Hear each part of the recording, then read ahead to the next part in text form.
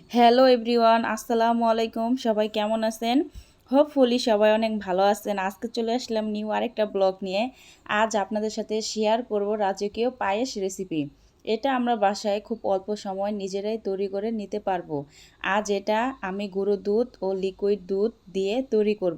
দুধের সরে সরে ভরা এই পায়েসটা কত যে মজার আমরা কিন্তু কম বেশি সবাই জানি।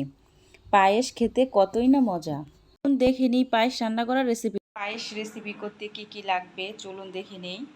এখানে পোলাও চাল আগে থেকে ধুয়ে নিছি 2 মুঠো, 3টা দারচিনি, 3টা এলাচ আর 2 থেকে 3টা তেজপাতা। ডিপ্লোমা দুধ নিছি 1/4 কাপ, এখানে 2 কাপ চিনি নিছি, আর এখানে হচ্ছে 1 লিটার গরুর দুধ। এই হচ্ছে পায়েস রান্না করার ইনগ্রিডিয়েন্টস। দেন কিভাবে কি তৈরি করি চলুন দেখে নিই। অন্য চুলায় হাঁড়ি বসিয়ে দিছি, এখন হচ্ছে চুলা অন করে নিব। লিকুইড দুধ দিয়ে দিব।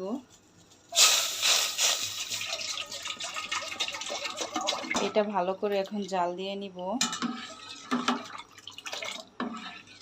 ভিতরে অ্যাড করে দিব দারচিনি, এলাচ, তেজপাতা।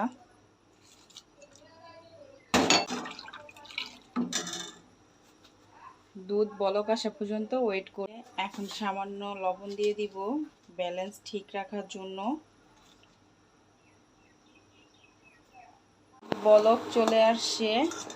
এখন আগে থেকে ধুয়ে রাখা পোলাও চাউল, লিকুইড দুধের জন্য 2 মুঠো নিছি পোলাও চাউল।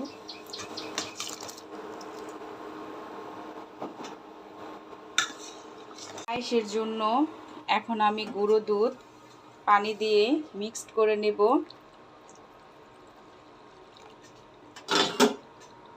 আমি কুসুম গরম পানি দিয়ে গুঁড়ো দুধ মিক্সড করে নিলাম। তা না হলে গুঁড়ো দুধটা যখন পায়েসের ভিতরে দিতে যাব তখন হচ্ছে দুধটা দলা পাকিয়ে যাবে।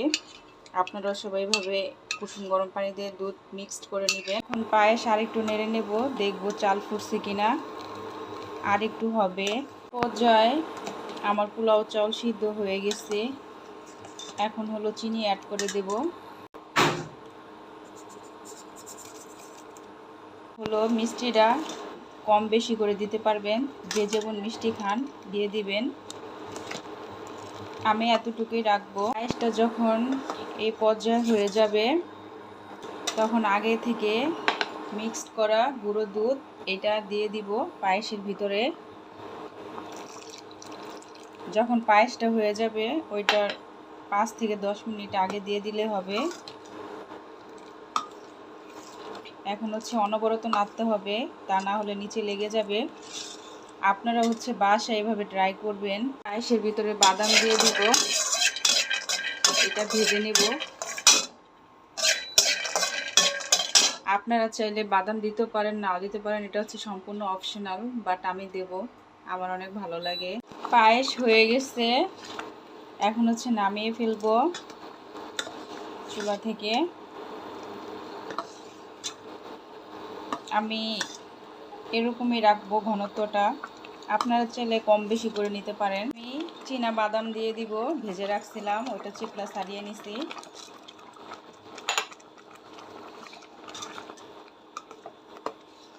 আপনারা চাইলে কাঠবাদাম, কাজু বাদাম দিয়ে দিতে পারেন, বাট আমার কাছে এখন ওটা নাই। পায়েস হয়ে গেছে, এখন নামিয়ে ফেলবো। নামিয়ে ফেলছি, এখন হচ্ছে পরিবেশন করব।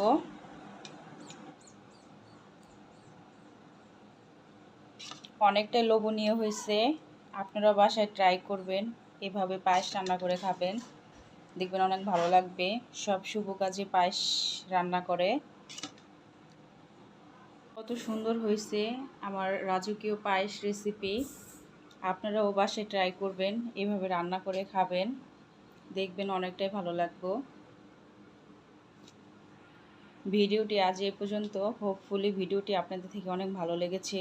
যদি আমার ভিডিওটি ভালো লাগে তাহলে অবশ্যই আমার চ্যানেলটা সাবস্ক্রাইব করবেন, বেল বাটন অন ক্লিক করবেন, যাতে আমি নতুন ভিডিও ছাড়ার সাথে সাথে নোটিফিকেশন আকারে আপনাদের কাছে চলে যায়। ভালো থাকবেন, সুস্থ থাকবেন। ওকে, আল্লাহ হাফেজ, বাই।